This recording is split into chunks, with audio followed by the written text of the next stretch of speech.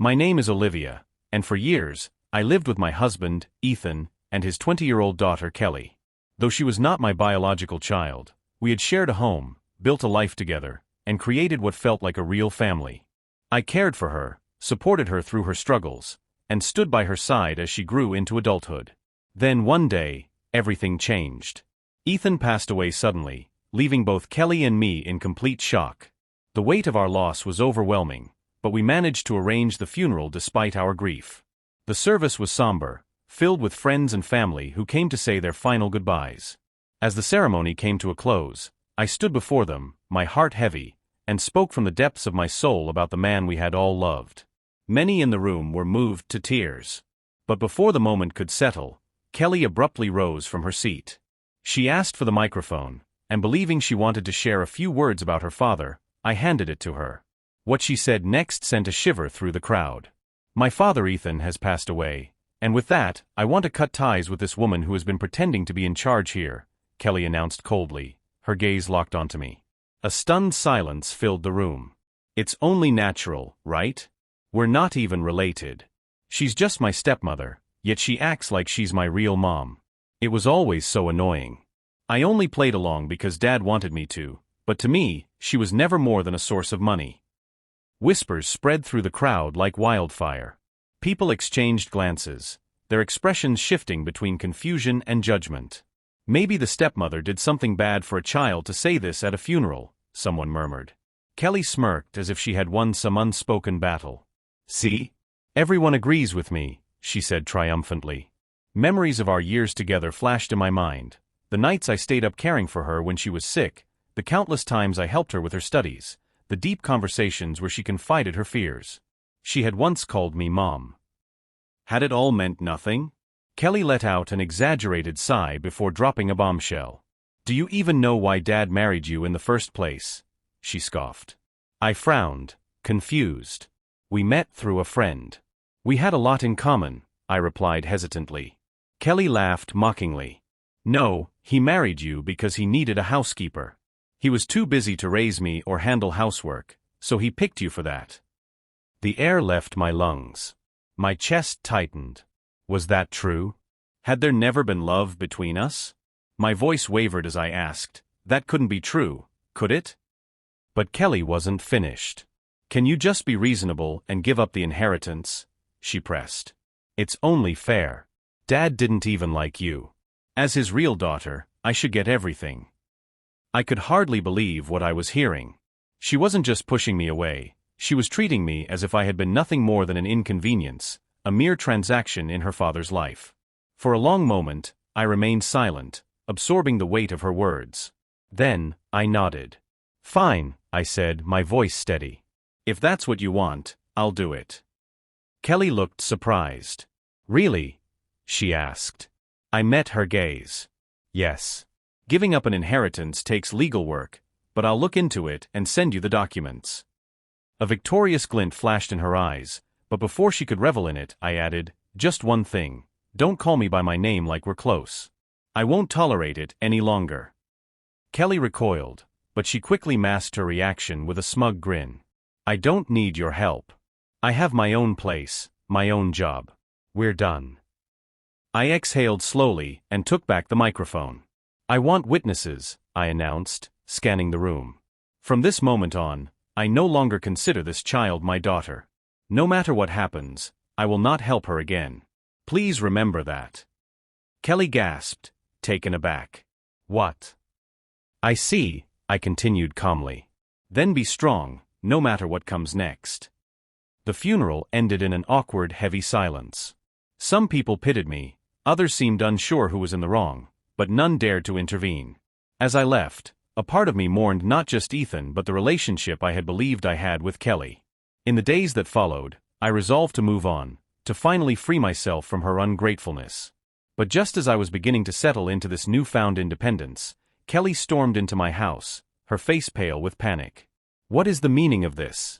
She demanded. You knew, didn't you? I frowned. What are you talking about? And don't just barge into someone's home. Kelly ignored my protest, her voice trembling. That's not important right now. Did you already know about this? Tell me the truth. I met her frantic gaze with a measured calm. You mean the fact that you and Ethan aren't blood-related? Of course I knew.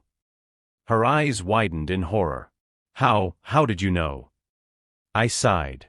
Ethan and I were married. We talked about everything before our wedding. Didn't you know this about yourself, even at your age?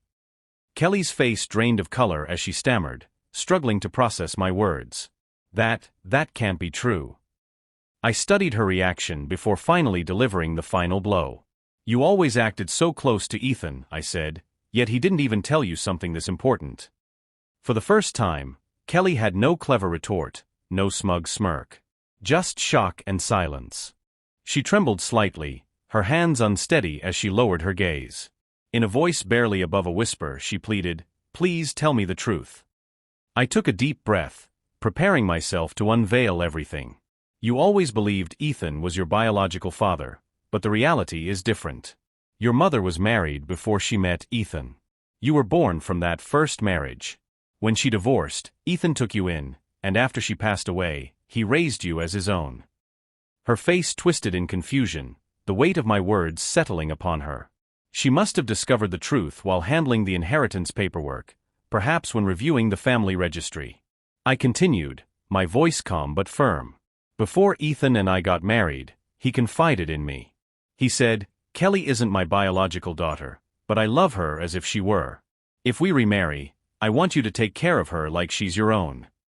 That's why I always treated you as my real daughter." Kelly shook her head violently, her denial evident. "No, that's a lie." "Why would I lie?" I asked, watching as she hesitated, frustration flickering in her eyes. "Because..." She swallowed hard before blurting out, "Dad never officially adopted me. He never planned to leave me an inheritance. That must mean he didn't really care about me." I sighed, choosing my words carefully. "You're right, there was no legal adoption. But that wasn't because he didn't care. It was for your own good."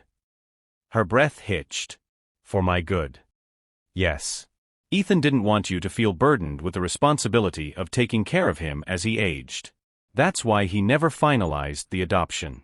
As for the inheritance, he planned to support you financially while he was alive, but his sudden passing made that impossible." Her face drained of color, her knees buckling beneath her. She sank to the floor, staring blankly ahead. But then, just as suddenly, she sprang up, desperation creeping into her voice. "Then what about the inheritance? Dad was wealthy, who gets it now?" I met her wide, panicked eyes and answered with measured calm. "It's obvious, isn't it? I was his wife. His parents are gone, so I inherit everything." "No. That can't be," she shrieked, her cry piercing the silence of the house, spilling into the quiet neighborhood. And then, without hesitation, she declared, "Then you should give me the money instead. He planned to, right? You should honor his intentions." I remained silent for a moment, letting the weight of her words settle. For a fleeting second, a hopeful glimmer sparked in her eyes. But as she caught sight of my resolute expression, the hope extinguished, replaced by growing dread. "You seem to have forgotten what you said at the funeral," I reminded her, my voice turning cold. "You wanted to cut ties. Remember? You claimed I wasn't your family. No help from me, no matter what." "Yes, but that was..." "And you lied," I continued, cutting her off. "You told people Ethan hated me. That wasn't true at all. We loved each other. Ethan told me, if anything happens to me, help Kelly if she ever finds out the truth. But he also said, if she ever disrespects you, that changes everything. No money for someone who treats you poorly. He gave me full permission to cut you off." The blood drained from Kelly's face. Her mouth opened, but no words came out. Then, in a trembling voice, she stammered, "Mom, I'm sorry. I was really upset back then. I didn't mean what I said at the funeral. I was just emotional. Let's forget about it and be close again, like before." She truly thought it would be that easy? That I would forget the humiliation she had subjected me to? That the damage she had done to my reputation could simply be erased? I looked at her with unwavering resolve. "You're 20 years old. Do you really think that excuse will work?" "But I was really upset," she insisted, her voice cracking. Even if you were, there are things you should and shouldn't say. I had made my decision. I won't help you anymore. No inheritance, no money. If you ever struggle, don't come to me. And don't step foot in this house again, it's not your home. If you try, I'll call the police. Shock flickered across her face, giving way to sheer panic. What am I supposed to do now? She gasped. I thought I'd get Dad's inheritance, so I bought expensive bags and jewelry. I can't return them. And I can't sell them for much. My credit card bills are due soon. How am I supposed to pay them? Even now, with everything laid bare, all she cared about was money. She wasn't grieving Ethan's death. She was grieving the loss of her financial security. I exhaled slowly, feeling nothing but exhaustion. That's not my problem. I have no reason to care about a stranger's debt. Now, leave. If you don't, I will call the police. I reached for my phone. She saw I was serious. Just send me the money, okay? Please. I'll be waiting, she screamed before storming out. After that, I never heard from her again.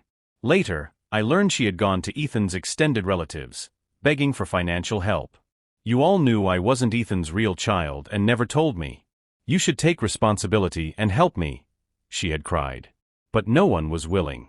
Not after the disgraceful scene she caused at the funeral. I heard she even resorted to borrowing money from shady lenders. People whispered rumors, but I no longer cared. I had inherited everything from Ethan, and as I told Kelly, I had no intention of quitting my job or living extravagantly. Instead, I planned to renovate the home Ethan and I had shared, preserving the memories we built together. If anything remained after that, perhaps I would donate it. I didn't need luxury. Just the ability to cherish the love Ethan and I had shared was enough.